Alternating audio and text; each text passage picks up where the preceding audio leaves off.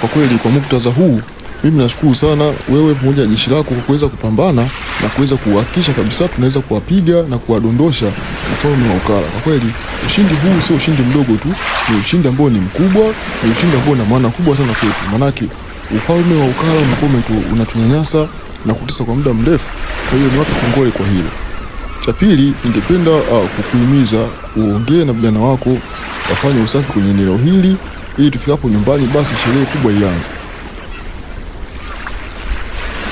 Basi ondoa shaka bosi wangu. Wacha niende kaongea na vijana wangu hapa tufanye usafi hapa tuweze kutengeneza mazingira vizuri kwa ajili ya sherehe ya ushindi wa kuweza kuangusha ufalme wa Ukara. Haina shida. Basi sawa, wacha mimi nielekee upande wa inji niende nikawashe ili tuendelee na safari yetu.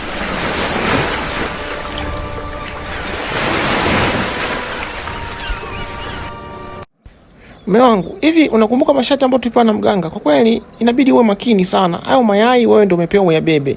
Usije ukayadondosha baadaye ukaniletea mimi shida hapa. Allah, mke wangu, mimi niko makini sana. Siwezi nikayadondosha manake najua nikiyadondosha hapa kwisha habari yetu. Sasa hapa inabidi tutafute sehemu ambako kuna njia panda ili tumalize hii shughuli mapema. Yani hapo ndo menena. Kumbe unaona Basi tuongozane, mimi nahisi kwenye hizi njia za vichochoroni huku mapolini huku lazima tutakutana na njia ambayo ni njia panda. Alafu sasa tukifika hapo, wewe utanikabidhi mimi, nitayaponda chini, shughuli itakuwa imekwisha. Nikinuia na yale maneno, mambo yetu yanakuwa yamekwisha kabisa, mkosi wote unakuwa umekwisha. Ila tuwe makini usije kadondosha kabla hajafika huko.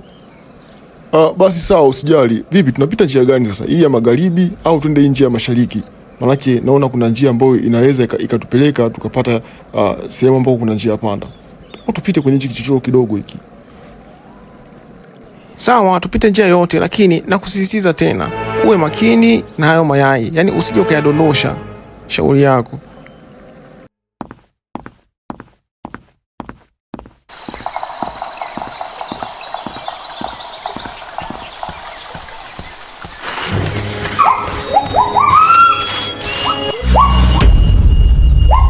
Unaona sasa nilikuwa nakwambia jamani, uwe makini na yale mayai. Angalia sasa jamani, yani wewe unashindwa kujikaza kweli. Unakimbizwa na nyani dume, unaamua kukimbia na kuacha mayai. Mimi mwanamke niko na haki nikimbie, lakini wewe ni mwanaume, ungibidi upambane na yule nyani. Yale mayai yalikuwa ni ya muhimu sana, na unafahamu yale mayai yangeweza kutusaidia kutatua tatizo letu. Angalia sasa, mimi unaweka kwenye hali mbaya, na unajua kabisa maneno ya mganga alisema nini. Astaghfirullah. Yaani mke wangu wewe wakunilaumu mimi kukimbiza nyani dume. Wewe unaona nyani lile lilivyokuwa likubwa vile. Nyani la kibabe, nyani kubwa, nyani linatisha kule msituni. Na mimi sikujua kama hii misitu ya huku inakuwa na nyani wakubwa kiasi kile. Mimi nilipata mtetemo, niliogopa, nikakimbilia uhai wangu. Sasa ulitaka nibaki ili nyani anishambulie? Ulitaka nifanyaje sasa? Mimi nimejitahidi lakini yule nyani ni mkubwa mno. Nisingeweza. Wewe mwenyewe umemwona nyani dume kiasi kile kubwa, yani linatisha kweli. Naomba unisamehe tu mke wangu. Inabidi sasa tufanyaje sasa hapa? Hata sijui tunafanya kitu gani. Mume wangu najisikia vibaya kwa kweli. Nahisi napata uchungu, ni kama vile na mimba. Sijui imekuaje. Naomba unipeleke hospitali jamani. We, mimba imetokea vipi tena? Itakuwa ni yale masharti ya mganga. Ndio naona yanaanza kutimia sasa, kwamba yale mayai yakiweza kudondoka kabla ya kufika eneo la tukio, bibia utapata ujauzito. Na ukipata ujauzito utakuwa ni ujauzito ambao sio wa kawaida. Wacha nikupeleke hospitali kwa kweli. Hii hali inanishangaza hata mimi mwenyewe. Imewezekana vipi upate ujauzito wa ghafla kiasi hiki? Hii itakuwa ni mimba miujiza hii. Mtu ache kupoteza wakati jamani, najisikia vibaya. Naomba niharakishe nipeleke hospitali kwa kweli, najisikia vibaya.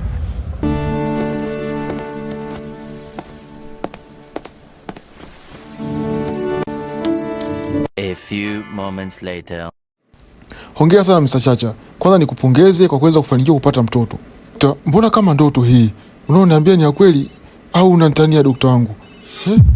Na mtoto ni jinsia gani? Ni wa kiume au wa kike? Kwa kweli umefanikiwa kupata binti wa kike. Mtoto ni mzuri, mtoto ni mweupe sana. Yaani ukimwangalia kwa kweli umefanikiwa kupata mtoto, lakini mtoto kidogo ana changamoto. Alhamdulillah. Mungu ni mkubwa sana. Kwa kweli nimefurahi kupata binti. Lakini daktari, vipi naweza kumuona mke wangu, na vipi hali ya mtoto na mama ipoje? Manake umeniambia kidogo mtoto ana changamoto. Ana changamoto ipi? Kwa sasa hauwezi kwenda kumuona mtoto na mama yake, manake mkeo tulimfanyia operation, bado yupo chini ya uangalizi, na mtoto pia tupo tunamwangalia.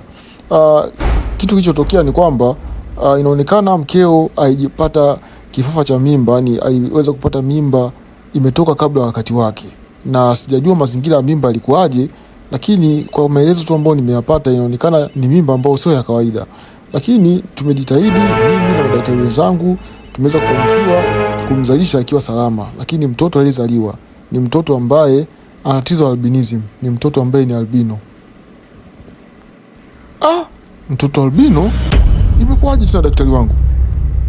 Usishangae, huwa inatokea mara moja, na labda ningependa kuuliza, kwenu au kwenye ukoo wenu kuna mtu yoyote ambaye unamfahamu ana tatizo la albinism au aliwahi kuwa na tatizo la albinism? Inawezekana ikawa ni heritage, yani kwamba amelisi kutoka kwenye koo na koo za nyuma huko. Kwenu kuna mtu yoyote ambaye ana tatizo la albinism? Yaani daktari, kwa kweli mimi mwenyewe nashangaa. Kwetu sisi hatuna tatizo la albinism kabisa. Haijawahi kutokea mtu yoyote kwenye koo yetu akawa na tatizo la ngozi kama hilo.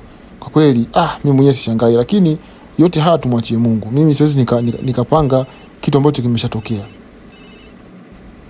Basi sawa, labda ungependa tumuite jina gani huyu binti? Manake hapa nataka kwenda kuandikisha jina la mtoto, nimpatie kadi mama.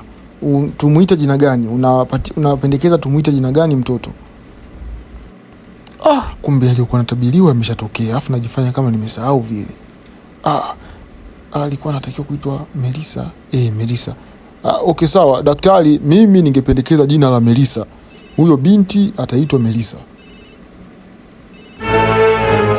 Basi jina zuri sana, Melissa.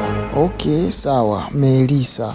Basi sawa, naenda kuandaa kadi ya mtoto, basi nitaiandika jina la Melissa. Haina shida, lakini mkeo hawezi kuachiwa leo, itabidi akae hapa mpaka kesho, ndipo mtaruhusiwa kuondoka naye.